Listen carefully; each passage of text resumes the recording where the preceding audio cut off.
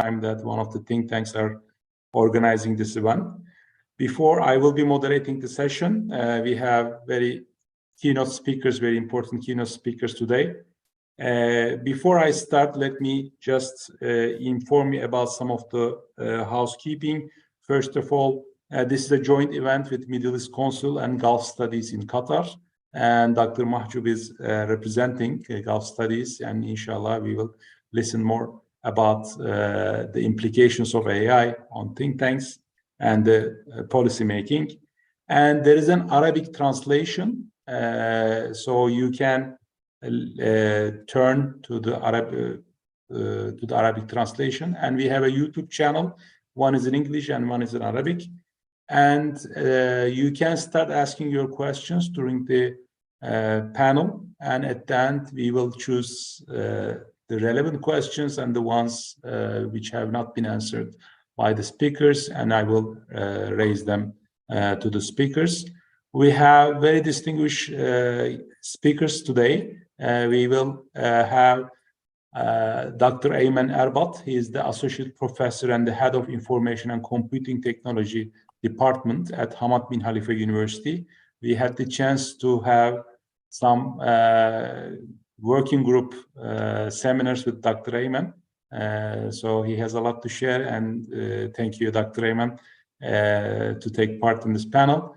We have Dr. Mahjoub Ziveiri. He is the Director of Gulf Studies Center, and he is the person, I believe, behind this panel. He came up with this idea, and we are very pleased to have the Gulf Studies Center collaborating with the Middle East Council on this event. And we have Nur Naim. She is the founder and executive director of AI Minds Academy in Turkey. Before giving the floor, let me just briefly give the background of this panel. We believe that the recent breakthroughs in artificial intelligence have potential to disrupt the typical modalities of the work within think tanks, not just necessarily in economics overall, but even within think tanks. It has a disruptive effect. It's a disruptive innovation in a sense. And these large language models and their applications are rapidly expanding all over. Powering chatbots like OpenAI's is everywhere, and certainly it will affect the think tanks. These chatbots have impressive implications for research, for the future of work, and even for the diplomacy, but may also inject major risk into these fields. And hopefully we will discuss this risk today. As AI becomes increasingly internal to research and decision-making processes, researchers, think tankers, and policymakers must know more about AI. Right now, we have certain fears, certain unknowns, certain risks associated with AI, but sooner or later it is coming, and it is better to be prepared for this. And there are lots of issues about the biases in AI, how we are going to use it in think tanks, in policymaking. Should we be fearful of the AI, or we should be more adaptive? How adaptive can we be, and how it is going to affect the policymaking? So in this context, Middle East Council on Global Affairs, in collaboration with the Gulf Studies Center at Qatar University, is hosting this event and will pose AI as kind of how we can use it for policy makings, especially in the context of Middle East and North Africa. So with such a short introduction, I know we have very distinguished speakers today, and I don't want to steal from their time. So let me start with Dr. Ayman. Dr. Ayman, I want to start with you because recently Jeffrey Hinton highlighted the potential of kind of unknown unknowns of AI. So these are like unknown risks. Risk is always with us, for sure, but apparently there are certain unknown unknowns of risk in AI. Should we be fearful of this risk? Could you elaborate on the unknown risks and the known unknowns in the field of AI? And overall, should we be afraid? I'm sure this is the first question that many people have in mind. Thank you so much, Dr. Ahmed, and thanks to the Council and the Gulf Study Center for organizing such a great event. So I would like to start by saying that chatbot technology has been with us since 1964. We had ELISA in 1964, which is a very simple rudimentary program that used to, and the most famous chatbot was actually a psychiatrist. So it's a chatbot that would use to take your words, try to analyze, and using some cues from your input, tries to reword what you say and give you some responses to comfort you. And even at that point, in 1964, people used to be extremely amazed by the type of manipulations and answers, and they actually felt that they are talking to a human. Going from that point to now with ChatGPT, revolutionizing this what is called general artificial intelligence or artificial general intelligence, which is supposedly should replace humans in all tasks. That was part of the mission of OpenAI for the betterment of society, to automate, to make things easier. So with that context, to be honest, from the short experience since ChatGPT went on live in November, there is a lot to be fearful about. If you think about just the basic things, copyrights, and how is the content that is developed by many people online now used to generate new content, and how the laws and regulation of utilizing this content online is going to be dealt with on ChatGPT, and how this will translate across different legal and cultural boundaries. The same thing with other generative AI technologies with images. How can an artist draw something and then his art will be used to generate new images? So the issue of copyrights and access to information is critical. Other things related to the region, the Middle East, the language, having something. The English version of ChatGPT is excellent. If you try other languages, particularly Arabic for our context, you will notice very quickly that it has less of a quality. So for us, if we start as a region to think about this and to think what are the ways that even simple models that are trained on open data can be biased and have much better options for people in certain regions than other people in different regions. That's also another thing that we need to consider. If you think about the culture, it's very well known that those chatbot technology now are trained with feedback from humans. So they call it reinforcement learning through human feedback. And that human is a human in a specific culture, in a specific context, with specific cultural background and heritage. And if you think about now all of us using those chatbots to get our information, to know how the world works around us, similar to how we used search in the past, you have to think about how you can address the issue of bias. How can you make the answers more representative by introducing different people in this pool? And this is a very serious thing. If you think about also the area that is growing, which is responsible AI, how we can make sure that this AI is respecting the legal framework. For example, let's talk about fake news. Fake news is something that we do not want to be spreading.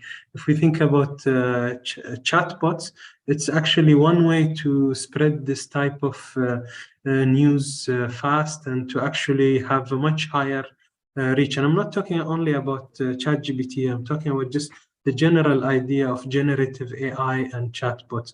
So there is, to be honest, a lot of what you call knowns that we know that there is an issue. We know that it might be solvable, And to be honest, it will take some time and effort to solve it. But I think what Hinton was talking about was about the unknown unknowns. He specifically said that now those machines are very smart in crunching information, producing content, but they don't do a lot of reasoning. If those machines, chatbots and other artificial general intelligence machine, have the ability to reason, have the ability to become more independent and autonomous, that's what he's worried about. And that's what should we all be worried about. So we should be worried. And hopefully we can talk in the remaining part of the panel about the positive aspects also. Dr. Ayman, thank you very much. So we are ready for the known unknowns. We can take precautions, we can take the risk, but for the unknown risks, which we don't know in what form they are going to come. So this is a concern, but it is good that it is being raised. At least we should be concerned about it.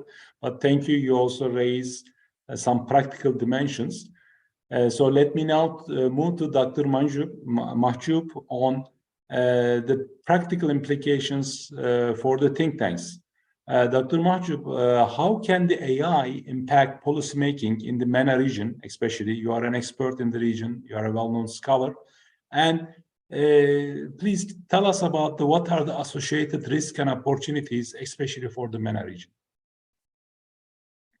Thank you so much, Ahmed. And let me first welcome our panelists on behalf of Gulf Study Center community, my dear friend, Dr. Ayman and Dr. Noor, for accepting the invitation to be part of the panel. And thank you, Ahmed, also to chair this panel. And I'm sure your questions will open a lot of topics for discussion, whether in this session or for future sessions. And I'm proud of this partnership with friends and colleagues in Middle East Forum, and thanks to Tariq and his team for helping and putting this together. To be honest, in the last maybe more than 18 months, I was more interested in the AI and the concept of social science / education and think tanks and policymaking. And the core of this is actually social science, because the core business of policymaking is social science and the humanities. And I noticed that when the discussion has started about AI, it was clear that there's no respect to social science and the humanities, all of the debate about science, pure science, but there is no debate about social sciences and the humanities, how they will be impacted by the AI. And let me just remind myself and all of our guests quickly that we are in the stage number 2 of AI, what's so-called the AGI,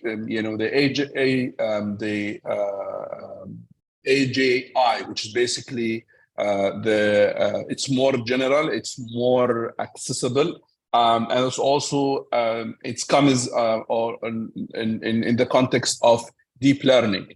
And we know the simple one or the narrow one of AI, which is basically the one we have with Siri and other things. So I think we are at the stage now where still a human being in control so far, and we should be worried of moving to the third stage of AI, which is the super one, which basically when that human with AI actually moves beyond the human being and actually controlling the human being. So when it comes to deep learning and the AI, just information I was reading about is digesting the information and trying to identify something new. And the core business of policy making is actually reading a lot and trying to come with one, identifying patterns. Secondly, suggesting scenarios and policies. Third, trying to come with the solutions. And I think when you talk about policy making, here you talk about social science, politics, economy, sociology, anthropology, and other sciences. And then you put the question, how much of this information is available online? One. Secondly, how much the AI has able to connect between all of those dots as a human being is used to do? And thirdly, how much actually is can be convincing? I did actually myself, I asked the Google Bread and the ChatGPT the very simple question: can think tanks benefit from AI? And the answer was in 6 points: yes, data analysis, predictive modeling, natural language processing, machine learning, automation, and communication. That was the answer. And then when I went further, push more, it gives me, okay, analyzing large databases, generate reports. But actually, the human being can generate reports, creates simulations. But this is also human being can do this. And actually, interestingly, when I put more pressure on the system, the system told me Google Bread that actually there are institutions, research center, think tanks using now the AI, and mention actually 3 of them in the United States: Brooklyn Institution, the Center of American Progress, and the Bose Research Center and actually explain how. So, and I pushed more the system, trying to understand, give me scenarios. And I asked a question, the AI, can you give me scenarios? I changed the question. I asked how actually I impact policymaking rather than think tanks. I make it more specific. Again, it takes me to the point, identifying, analyzing data, predicting outcomes, testing, evaluation policies. But all of these things actually we do as a human being. Nothing really wow is different what they are doing. And more importantly, the system tried to tell me that we are credible. We are, because Department of Defense in the United States using us, because United Kingdom using us, and for further information. And I asked the system actually, give me scenarios to solve Arab-Israeli conflict. And it was very, very easy, straightforward. 2-state solution, 1-state solution, status quo, international intervention. And then I asked another question, give me scenarios how to solve the nuclear issue. I didn't say crisis or problem, I said issue. And then the answer was, okay, the negotiation is the solution, increasing the pressure on Iran. And all of those information, as someone, for example, who's working on this field, all of those things generated by us as a human being. I had many opportunities to brief government officials, and I came to this with those scenarios. So what I see now, that AI is trying to rely on the info we have already feeded the system on, trying to sell us what's already there. So my question was, can AI goes beyond this? And how much this real? To me, I think, according to what I see, it's very limited when it comes to policy making, especially identifying patterns. And here we look at, the human being and how they look at politics and policy making and the changing of minds and hearts and all of these issues and their impact on policies. This so far, I don't see it on AI. So unless we feed this information into those system which is already available now. So my point here is, whenever we talk about the impact of AI, I see there is impact, but I see the impact is a little bit step beyond searching Google, organizing the information. It can be used to start the project. You want to do maybe research project or something policy brief. You may start asking questions, but I'm not sure this will be sufficient, convincing to move and go to the governments and present it to the governments. My final point in this concerning your question, Ahmed, is in the region, in the Middle East context, we have to consider 3 things. One is the accessibility to the internet, then the language barrier, because as Ayman was saying, we were talking a lot about there is a limitation in Arabic sources, and so basically everything in English. And here, how much this actually is reliable to apply it and say this is the truth or this is real.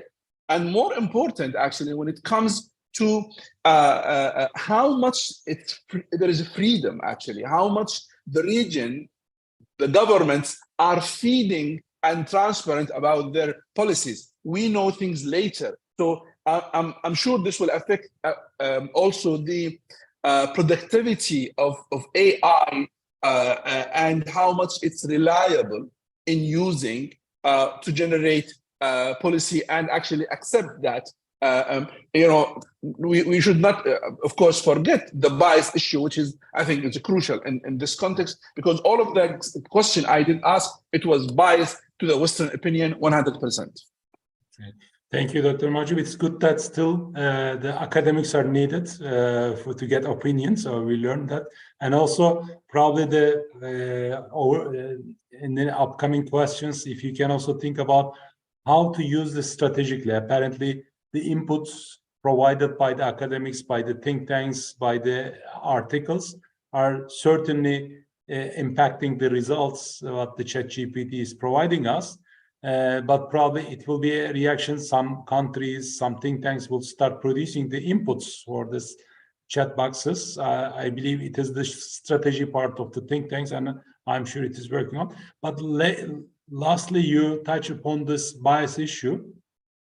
We have Nur Naim here. So Nur Naim has been working with the NGOs, with the refugees, and with this AI institute in Turkey, in Turkey. Nur Naim, can you tell us about what you are doing, and especially on the bias side, given your expertise in addressing AI biases and discriminatory practices? What do you perceive as the most significant risk associated with AI?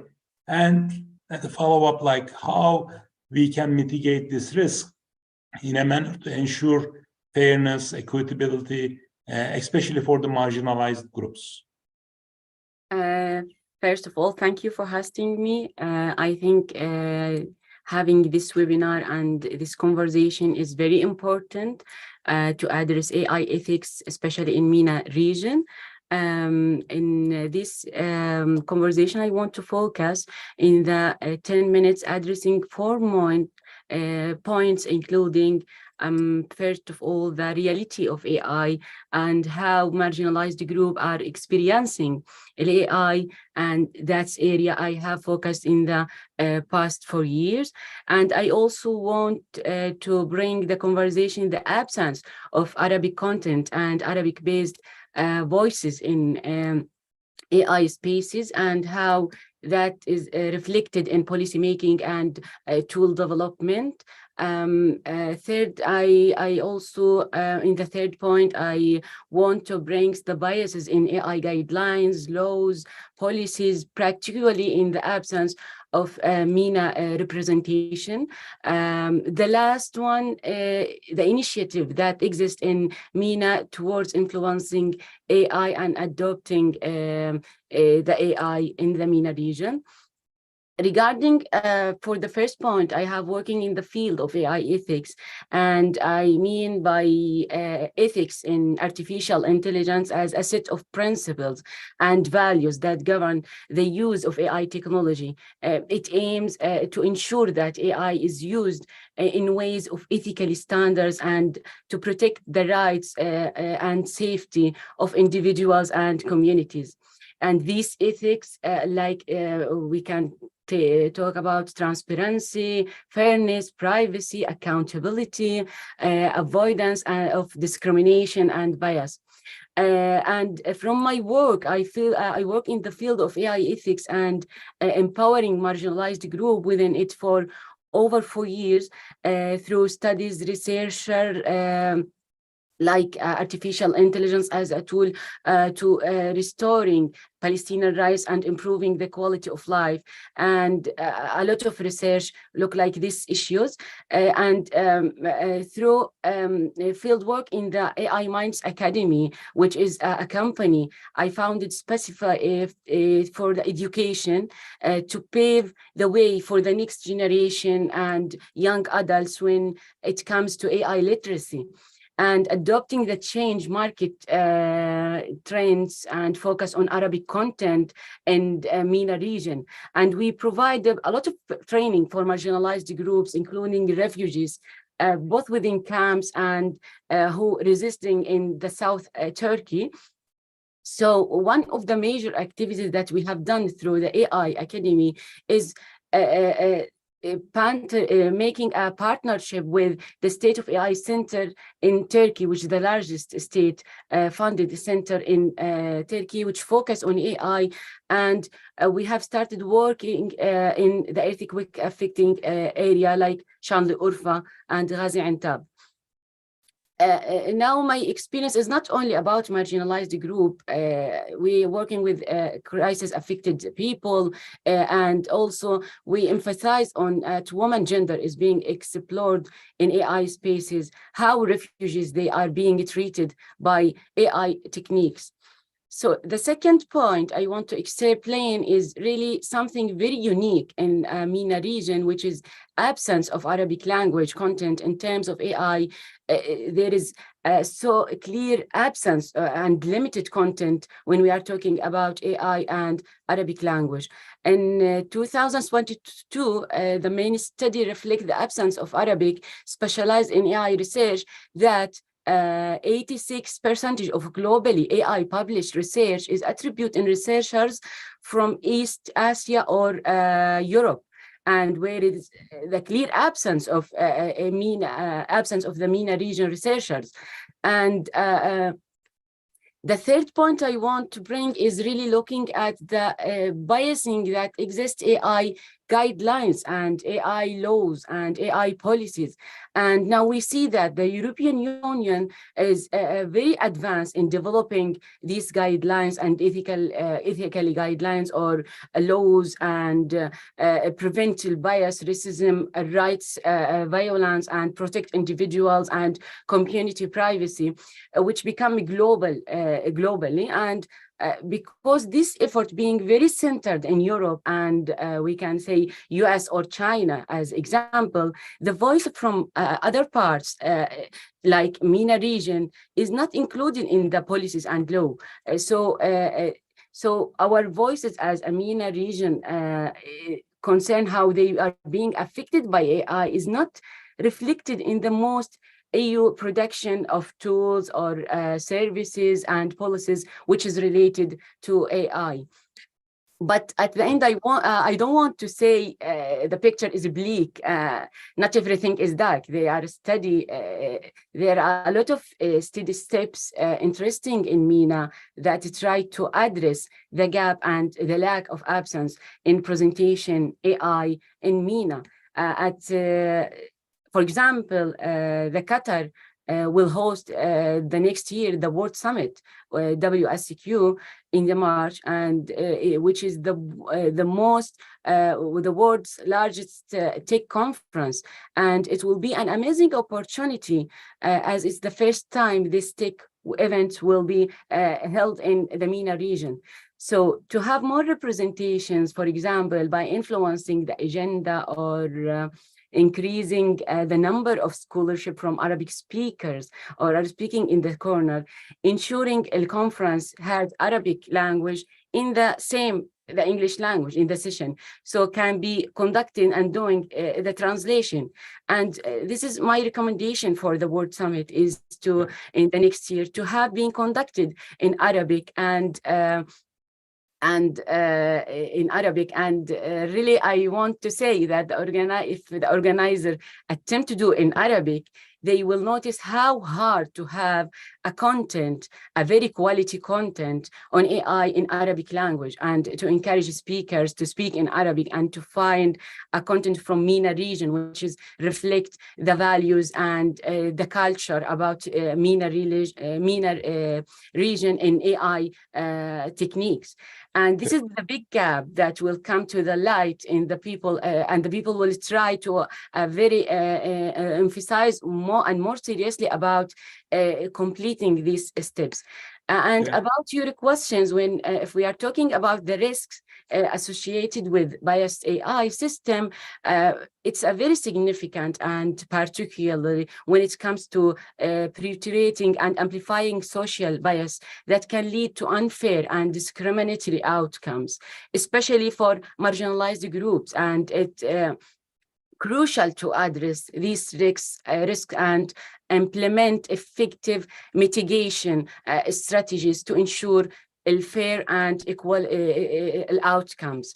And one of the primary risks is the biased training data, which is used to train AI models.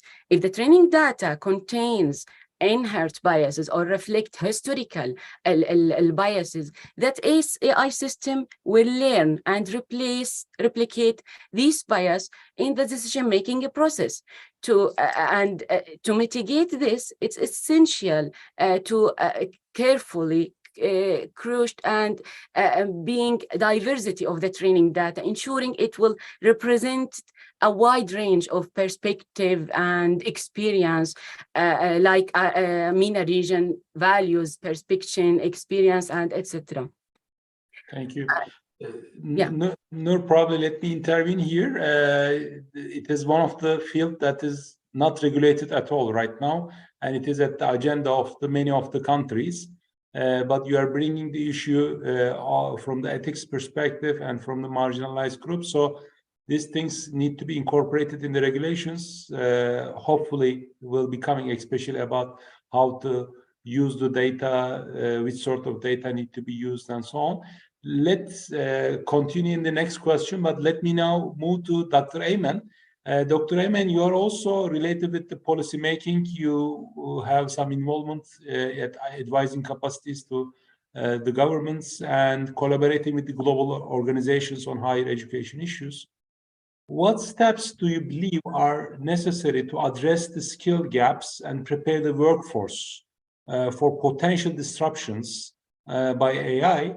And also, how can the policymakers and educational institutions that you served before probably can work together to ensure the smooth transition and try to benefit from the AI? Let's move on to the policy space, and it will be great to get your views on this. Thank you so much. This is an excellent question, and actually it's touching upon something that is already problematic even before this last year revolution of AI, generative AI tools. The issue of increasing the pool of people who are technology aware. And these are two circles. There's the first circle of people who are working actively in technology, computing expert, AI expert, data science expert.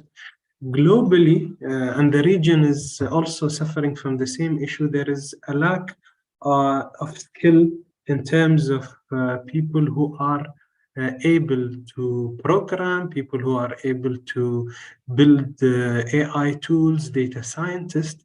In globally and in the region and locally, we are seeing huge surge in the number of programs offering data science degrees, offering computing degrees at the undergraduate level, master level, PhD level. This is a global phenomenon, and the reason for that is that computing, data science, and that skill is now being used in so many disciplines. You have people who have health and AI or data science, people who are in social science, but they also need to know AI, people who are in law, even law, it's a very traditional discipline, but doing a lot of AI. So this discipline is becoming a discipline that's serving all sectors of the economy. That's the reason we have the skill gap. That's the reason we have this huge surge in all academic institutes to fill this skill gap. The other circle I would call is the people who are aware of the potential, the benefits, the risks of AI. And I would argue that this circle has to include almost everybody. Like what we did with cybersecurity when we realized maybe 10 years ago that it's a big global challenge. Every person can be exposed and can lead to issues when they use these online systems. So we introduced cybersecurity literacy in our curricula, for sure at the university level, and also at the level of high schools and K-12. So my feeling is that we need to increase this research, this pool of people who are aware about the benefits, risks of AI across the whole society. We have to have outreach programs, we have to have training programs for social scientists, for marketeers, for lawyers, because whether they like it or not, the AI is just all around them in the social media they use every day, in the tools that they use, and they will use more often in the future to automate the mundane task. So everybody now needs to know the ethics of these AI systems, the social implication. So when they use these tools, they are also aware of what can happen and what are the issues. When we work with the higher educational sector, AI is at the center of the strategy of different organizations. Uh, at least I am very well aware of two big organizations here in Qatar. Qatar University has AI as one of the research priorities. It's really investing in terms of research funding to push this area and working collaboratively across different colleges. Qatar Foundation also, and HBKU is part of Qatar Foundation. In its strategy, one of the 5 themes is AI. So in higher education, we see this as a big opportunity for the region here to focus on regional issues, to be aware of the global discourse at multiple layers, at the technology levels, how we can develop tools of AI for Arabic language, at the ethical level, like our College of Islamic Study is leading in AI ethics and how we can utilize AI to benefit the Islamic educational field, and how to deal with the tough issues when it comes to bias and when it comes to a lot of other issues. So in terms of higher education, it's a big opportunity. Also in terms of K to 12 in education, it's also a big opportunity and a challenge of people taking shortcuts to get their work done, but opportunity of really dealing with the facts. It's there, AI will be there, will remain there. We have to teach our students how to deal with it. Other governmental agencies are more also concerned about how our information now is being shared in these tools. If I am in a critical sector, for example, medicine, and I share some of my data with the chatbot technology, and now I expect the chatbot to summarize or do something smart.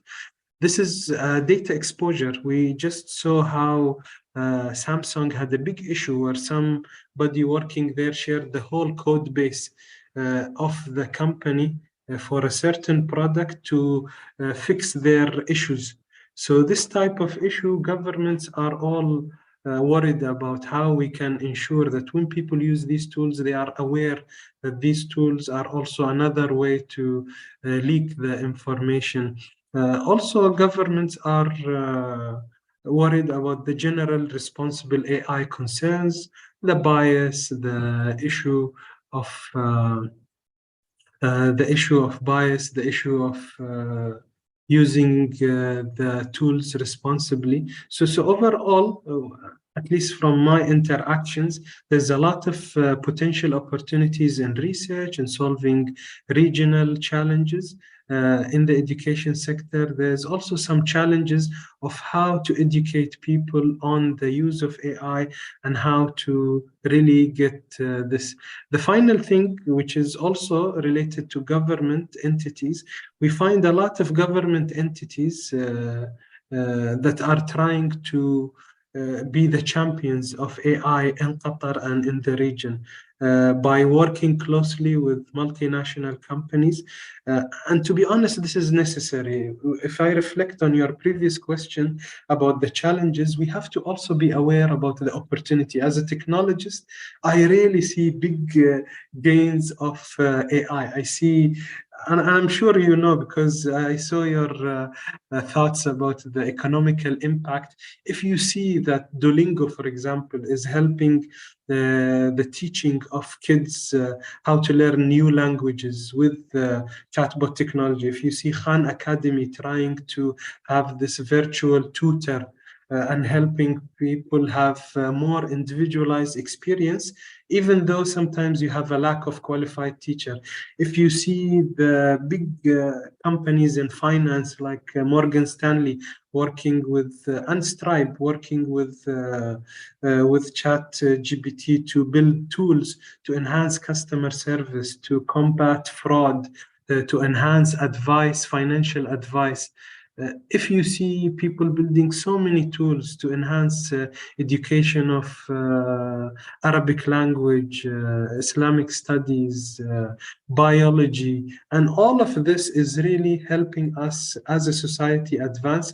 All of this is helping us reduce some of the tasks that we took hours before. My circles of friends, we are all using ChatGPT to reduce our administrative red tape and automate some of the tasks. So to be honest, if you see that and that message is clear, the balance between the benefits that we see now and the challenges, trying to work with government, as Dr. Noor said, to put the right policies, legislation.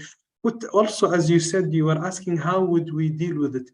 Building these multidisciplinary teams, people from social science, people from technology, people from ethics, people from economy, all sitting together. And I've seen this for the first time actually this year. All of these type of experts sitting, exchanging, discussing from all perspective how to deal with the issue. And 2 years ago, I always talked to technologists. Now I talk to so many people.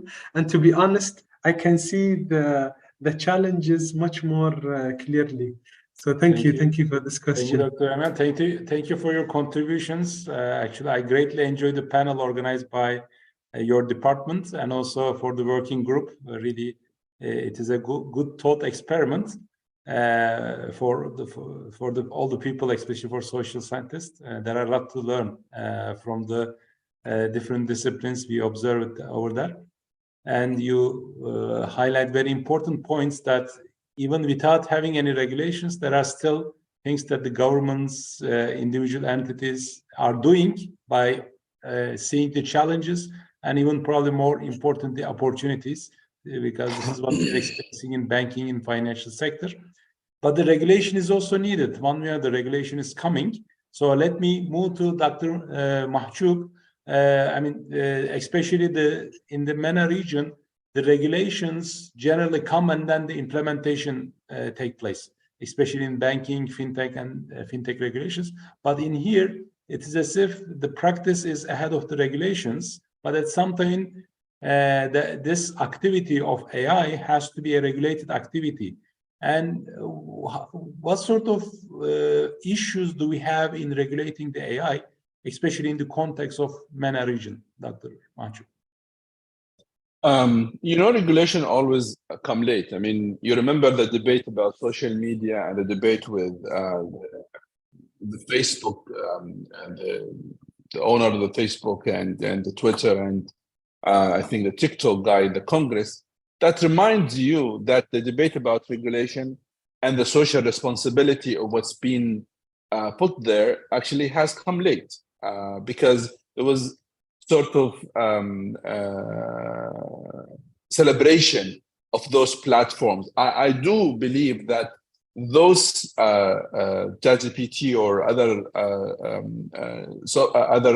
platforms, I consider them actually like social media platforms to generate at this time generate knowledge, and this is that is the definition I use. I mean, all of those basically, whether in terms of information or in terms of editing photos or in terms of building website, they are using information to add something and to produce a new thing. So basically, it's more about knowledge production in different ways. So, and those platforms, the debate about the regulation actually is coming late. The Europeans are ahead now, as I follow up on what the Europeans doing. But even though they are shy, still the debate is not really going further, because there is sort of concern about, do we need to be involved in this? How much we need to be involved with this? Maybe this will put more burden on our shoulder as a government, as a society. And here, the concept of social responsibility comes, and putting the question about those owning those platforms, whether AI or Microsoft AI or other, how they believe on their job, what's their perception of their job? Do they believe that they are doing good? Do they believe they need a regulation, or actually they believe of self-censorship or self-regulating? They themselves, they know what's wrong and what's good, and that is still the region is part of that, and unfortunately is coming late because despite all of what Ayman said, and I know that in some governments in the Gulf and other governments, they are doing a lot, but they are doing it from the point that, is it a threat to their security? Is it possible that it will have any impact on the state security, and then society security, and then economic security? So there is no clear vision how to handle this and which step they can start from. Is it the security of the state, or actually all this together? And here, in the context of policy making, let me bring three quick points. Whenever we talk about MENA and other countries, we talk about policy making, we talk about knowledge production in the context of policy, scenarios, actions, etc. And here the question is, does AI actually give us a new knowledge, or actually recycling the knowledge? Because the question I put to myself, to those chatbot, they are recycling actually. They are giving us information I knew as an expert. And I'm sure others, they can have the same also answer. So the question now, when it comes to the MENA, exactly, which is important, as regulation is important, is AI, when it comes to policy making, is not producing a new knowledge, is actually recycling what is already there. That's an important point. We need to take it into consideration. And number two, in terms of policy making now, if anyone in any think tank want to have a policy recommendation and they ask any of those platforms, are they sure that they will accept what is this platform will say without saying the resources? Or actually they need the resources to know on what basis they build this recommendation. For example, now what we do, if we want to look at, for example, what's the scenario, how the America behave with Iran, for example. We need to look at statements, we need to look at different actions done by the Americans, so we can read the pattern between the lines, and we come up with a conclusion that we say, okay, America is not sincere of attacking Iran based on 1, 2, 3, 4, 5. Does ChatGPT or Google Bard can do this? Can they have this ability to put all of those together? Personally, I don't think so.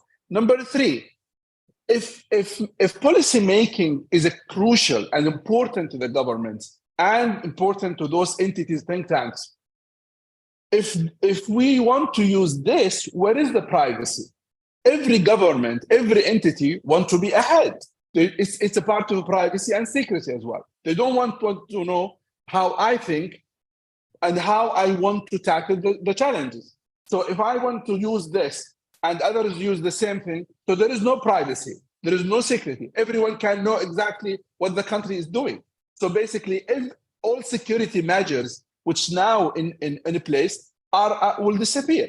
So these three elements put a huge question mark about those platforms to be used to generate policy and this policy to be implemented, because none of those policy will be hidden. And as Ayman was saying, because the story of Samsung is one story, very clear story. Imagine you use this in terms of policy making and a political issue, social issue, or other matters. So I think when it comes to MENA, the issue of regulation exactly is important as the issue of the ability to use it and to believe on its impact on policy making and to accept that impact. And I don't think so in the region and across the globe, they should be confident. And I think the issue of bias again will emerge more and more and will raise more question about the credibility of outcome.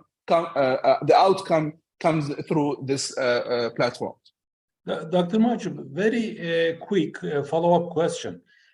When it comes to policy making, like putting some policy agenda and so on, I agree with you.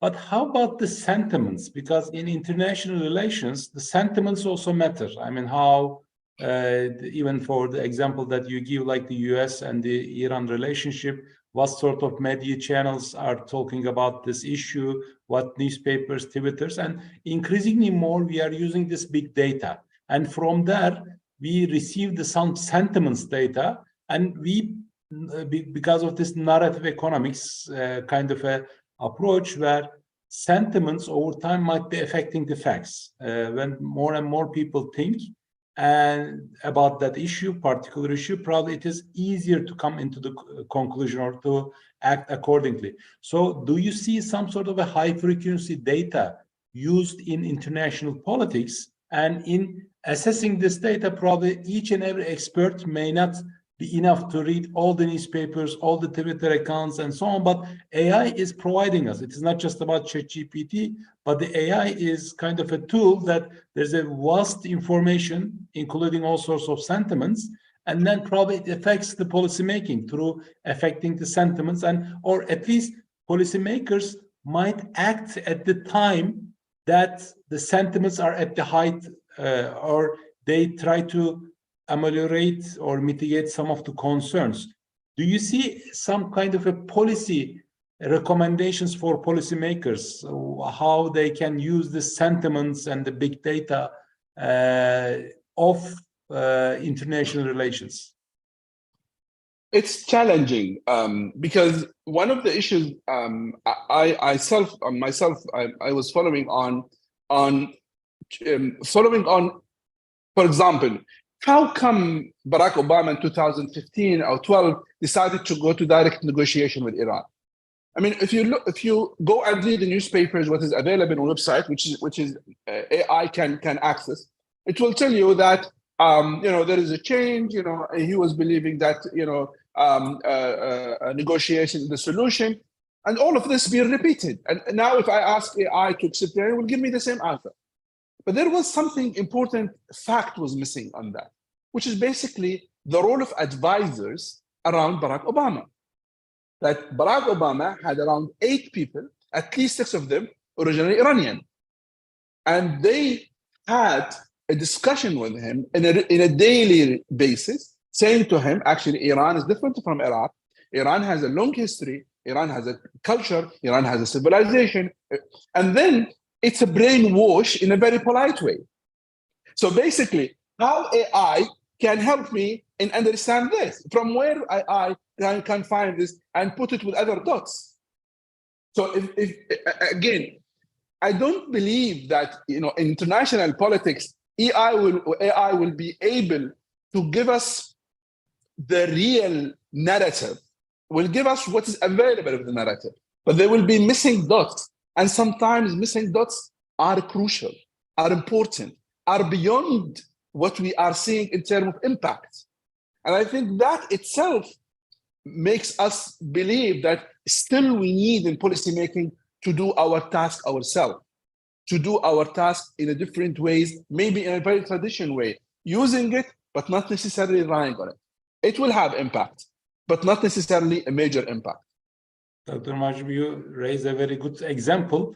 When we use more of this AI tools and the big data, probably even the individual level data, some particular expertise in certain things probably will be much more important. This is what we observe in finance, where increasingly more the big data is being used. But it even becomes more important to know exactly about the company, the relationship within the company on governance structure. Absolutely, you are right. Absolutely. I know many examples of CEO of companies, actually, a very small story, which is not being mentioned anyway, had changed all of their economic activity nature or actually added new activity nature. That's absolutely important point. Exactly. And then that's why AI will not actually eliminate the existing research, but the existing research will be even more targeted, more individual specific driven, probably targeting certain policies, policymakers, and so on. So let me move to Dr. Nur Naim. Nur Naim, with your experience in advocating privacy and digital right protection, I mean, you are very much engaged with these groups and you are advocating this privacy and digital rights protection as well. What are the key challenges that can help to safeguard the personal data and in the area of AI-driven technologies? And especially if you can elaborate a bit about how the organizations and the policymakers can strike a balance between the benefits of AI and protecting the individual's privacy rights. This is a very important question, I think, and when we are talking about balancing AI benefits and the privacy rights, which is crucial because a lot of key challenges in safeguarding personal data in the area of AI-driven technologies, which include the first of all data collection. So we are talking about AI system, which is rely on the big amount of data, often including personal information, sensitive information. So ensuring the ethical and lawful collection of data is a challenge, and as organizations must obtain to handle these data securely. And the second challenge is the algorithm bias when we are talking about AI algorithms, which can repeat and reflect the bias which is present in training data, which is the bias data. So leading to discriminatory outcomes, bias, and reflect all of these biases at the output. So addressing and mitigating bias in AI system is very essential to protect individuals' rights and promote fairness in the community or in the world. I think the third challenges is the consent and control. Individuals should have control over their personal data, and they must have the ability to provide informed consent for its use. Where is my data and where it will be used, and in the future, and this is the most important things that we reflected in the ChatGPT. Now it's collect data, but we don't know where is the data will be used in the future. It will be improve these models, or it will be as a weapon that will uses against humanity or against people. And ensuring this transparency and empowering individuals to make choices about the data sharing as a challenge in AI-driven environments. The fourth challenge, I think it's about the privacy perceiving AI techniques. So developing and improving and implementing the privacy perceiving AI techniques will help balance between AI maximization the benefits from AI and protecting the privacy rights. Finally, it's regulation, and we again talk about regulation. The policymakers in the MENA region and in the world will face the challenge to enforcing regulation that govern the collection and the use and sharing of personal data in AI applications and techniques. So the balancing innovation with privacy protection is crucial in the regulation policymakers and governments. And the second issue, and how the organizations, our stakeholders, policymakers can strike the balance between the AI benefits and protecting the privacy rights.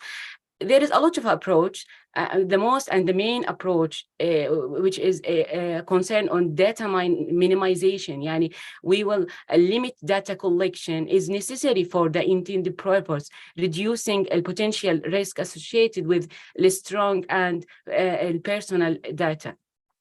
The second is transparent data practices to ensure clear, understandable data policies and informing individuals, stakeholders, or communities like marginalized groups or any groups that using AI technique about the type of data collected, how it will be used, and how and with whom it's shared. So transparency builds trust and allows individuals to make informed about decisions about using AI techniques or being in this game. If we can say. And the third, it's ethical guidelines and develop ethical guidelines for AI use, including principle of fairness, accountability, transparency, and which will be maximize the privacy rights for individuals and stakeholders groups.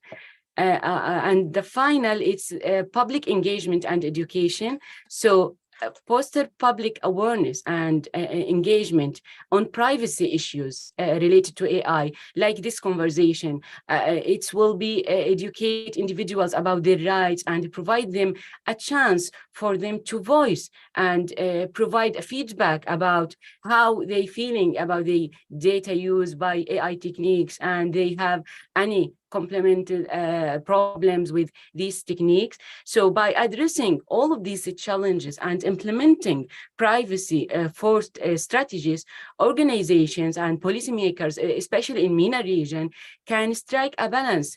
Can be, because it's a really difficult issue, the main difficult issue related to AI techniques. So they can balance between the benefits of AI and protecting individuals' data rights in AI-driven area, and etc. Thank you, Nur. So let me remind you to the audience. By the way, in the meantime I was checking some questions. There are very interesting questions coming in the chat part and the question and answer part. If you have any questions, you can raise them. After the last round, we will start getting questions from the audience, and I saw very interesting questions there. So let me move back to Dr. Ayman, and one of the first questions that come up as kind of a challenge coming from the AI is about the labor markets. Very briefly, we have like about half an hour, such that we will give more time for the question and answers at the end. Dr. Ayman, how do you perceive the potential impact of AI on employment, particularly in developing countries, because they are mostly more labor-intensive, using more labor-intensive technologies? Are they going to be affecting the developed countries or developing countries? How is it going to affect the Gulf countries like Qatar?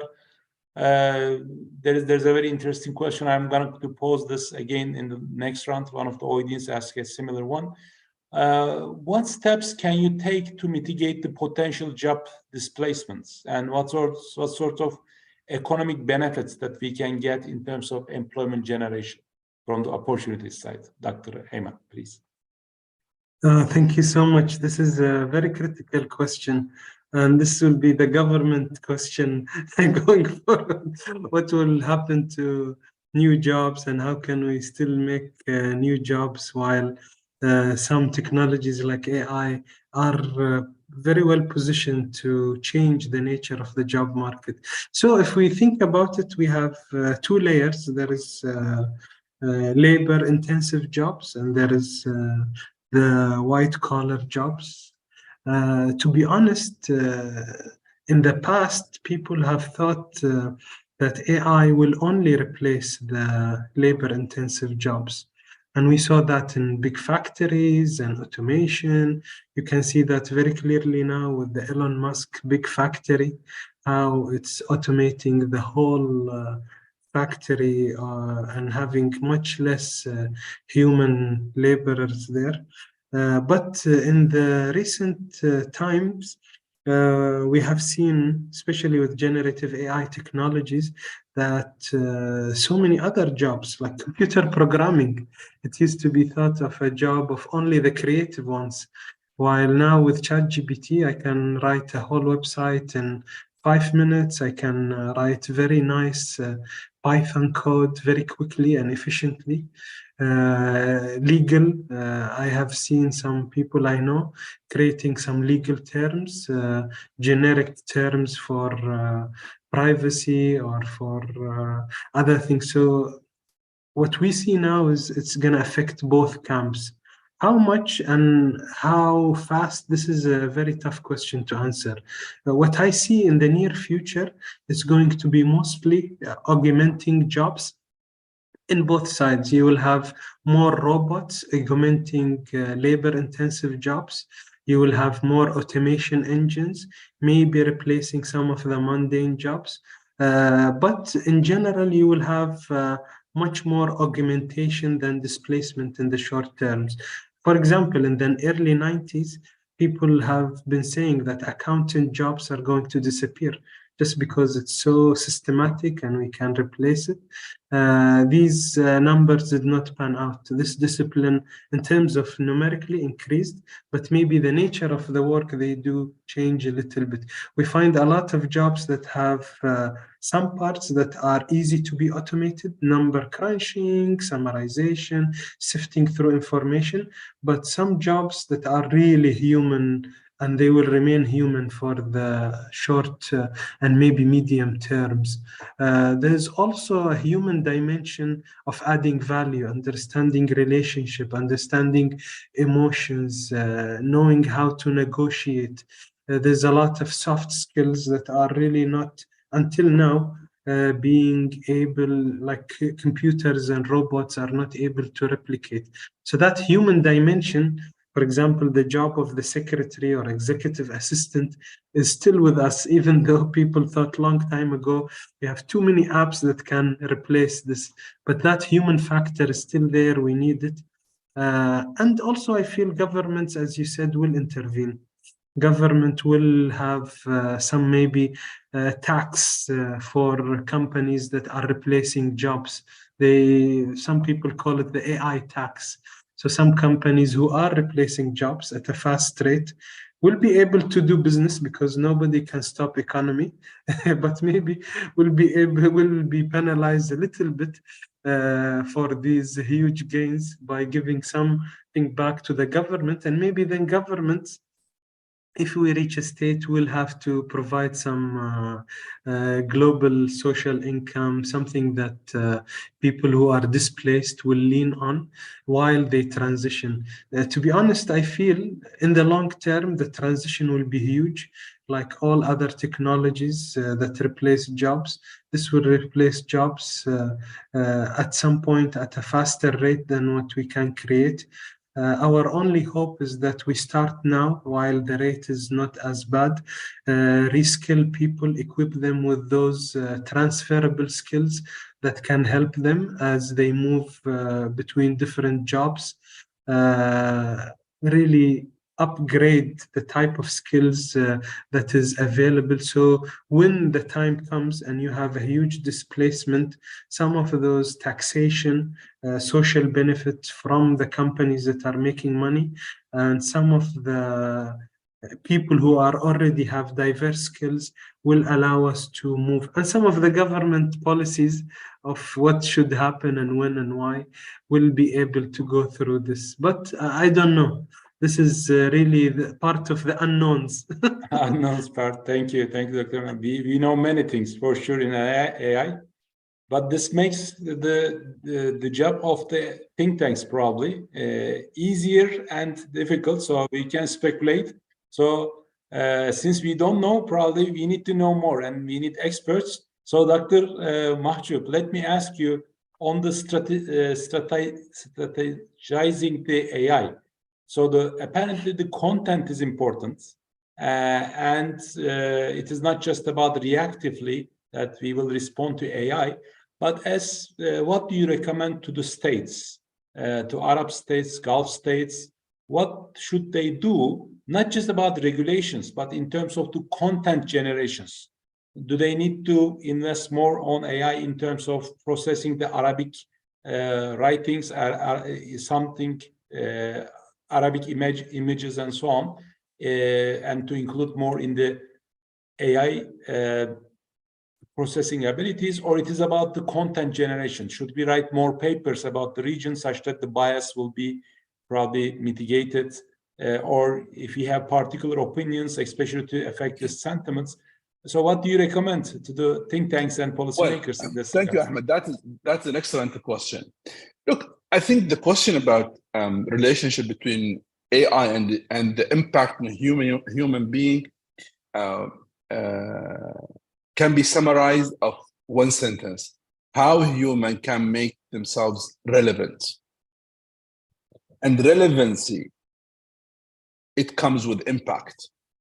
So the question is whether in the States, in China, in the region, in Turkey, or everywhere, do we need to make sure that human is still relevant to all sectors, and without a human, nothing can be done?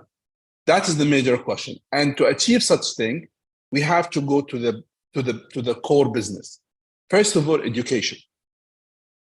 All education programs starts with the school, going to the universities, should adapt quickly to new models and new programs and new strategies. How to make people ready to the AI age, which we should expect a super AI age, where basically that will be fast, it's coming soon. So the deep learning stage now in AI is just a wake-up call. To me, is a wake-up call saying, do you need to make yourself relevant as a human being? Or do you want to sit, just watch things and criticize or having cup of coffee? So I think education, we have to look at what we offer in terms of content, in terms of skills, in terms of relevancy. And I think if the countries, the governments cannot move quickly to that, then the issue of invasion the job market will be a valid question. Because according to some statistics I saw, still, 2050, it's expected that 80 million jobs will disappear because of AI. However, 95 million positions will appear because of AI. So basically, it is useful. But how can we make this change? Education is one of the major things. And we should act quickly, because now there is a huge question mark. If someone goes to the AI and generates a report and uses this report, is this accepted or not? Do you need the similarity report or not? What about producing research? If you put ChatGPT as a reference, is it accepted or not? These issues should be should have sort of a decision about it. There should be a conclusions immediately and move on, because AI will not wait for us. Those who are behind AI are celebrating the achievements. They think differently. I had the opportunity in December with my friend and brother Tarek to sit with Gates here in Qatar. And I think when you listen to this guy, how he talks, then you realize if you are not fast enough, you are losing a lot. You should drive quickly and fast. Otherwise, you are losing a lot of opportunities. I think education is the core business. Government, society, families, they should look at education. Education should focus on skills. AI cannot solve the skills issue. AI can solve information issue. And if we move in education towards skills, then we can secure and we can make sure a human being is safe. We need to focus on skills, how to manage your time, how to communicate, how to have more than one language. We need to benefit from AI to promote our skills as a human being, rather than using it for fun. And I think it's us who decide if we make ourselves relevant or irrelevant. And I think the major issue here applies also in policy making. policymaking, those who are working in policymaking, do they want themselves irrelevant, or actually want to make themselves relevant on fast production and ahead of changes and make the accurate predictions and all of this, and benefit from AI and make it actually useful for them rather than a burden on their shoulders against them. And here again, I focus on the issue of skills. And I think whenever we highlight this, we have to move quickly to promote skills rather than information. In doing so, we are saying AI is good, but it's not enough. And we are a human being, relevant, will remain relevant, because no one can be skilled like us. Thank you, Dr. Mahjoub. So in that sense, we are not replaceable by the robots of AI, hopefully. At the end of the day, Ahmed, AI is a human product. Let's remember, when AI started, they hired 30,000 people to feed the system. And still they are hiring to feed the system. And the end user of AI is us, a human being. So without us, AI has no function. So let's remember this. And let's remember as well, without internet, AI has no function. If the internet unplugged, there is no, we have to go back and write on a pencil and paper. So still, we have a future as a human being. Certainly. Thank you, Dr. Mahjoub. So let's, these are about the humanity overall. We have certain concerns, certain fears, especially when we watch this sort of futuristic movies. Over time, I had even more interest on these futuristic movies. In the past, I used to think that they are far-fetched, but with this developments, it may not be far-fetched at all. It might be around. But the good thing, what Noor is doing is, it is not just about the overall question of humanity, what's going to happen, how is it going to affect the overall employment market and so on. She is focusing on the refugees and displaced individuals. And then, Noor, you are looking at this AI literacy among the refugees and displaced individuals. And this is very valuable because, I mean, we have to have very general macro discussions and so on, but at the end, we have to have an impact. And I believe with your initiatives, you are doing that. What unique challenges do you see for these vulnerable populations, especially in adopting and benefiting from AI technologies? And how can we make it more inclusive, accessible to this group of marginalized people? Thank you very much. When I'm working with refugees and displaced individuals, I see a lot of unique challenges in adopting the benefiting from AI technologies or using AI technology. And these challenges include, the first is limited access to technology. So many refugees and displaced individuals lack access to basic technology, which is such as smartphones or computers. And these are essential for engaging with AI solution or AI techniques. So limited access can result from these limited access can result from financial constraints or infrastructure limitation in refugees camps, especially, or lack of the technology literacy. And the second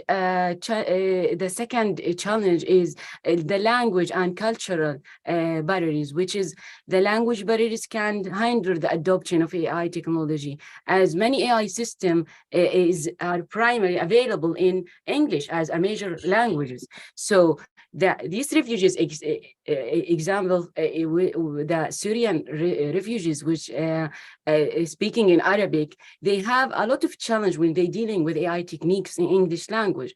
And in my company, I work on in two languages, to Arabic and English, and I face a lot of problems when I dealing with AI techniques in Arabic language. Additionally, the cultural differences and diverse backgrounds may impact the usability and relevance of AI solution of specific communities like refugees or marginalized groups and these communities.